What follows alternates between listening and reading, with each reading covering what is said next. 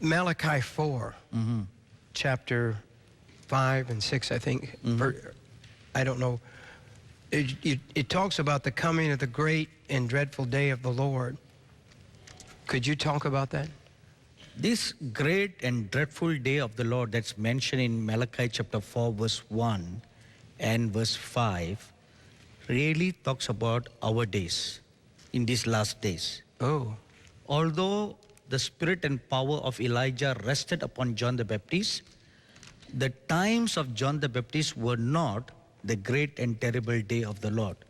Because the times of John the Baptist, the Lord Jesus Christ brought peace and salvation. Even the Lord Jesus, who quoted Isaiah chapter 61, verses 1 and 2, omitted the last phrase about the great day of vengeance of the Lord, because that was not for the season and the times of the first century. So this great and terrible, dreadful day of the Lord, mentioned in Malachi 4:1, is these days that we are presently living. Now? Yes, now.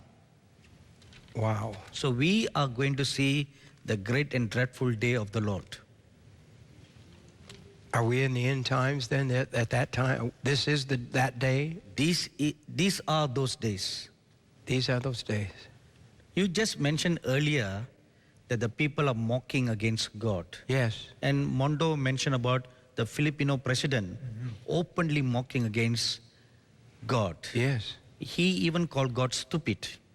And he called the Bible with all kinds of vulgarities. And here you have a president of a supposedly Catholic nation speaking very vehemently and publicly about against God. So this is another sign that we are in the great and dreadful day of the Lord. We're there now. We are there now.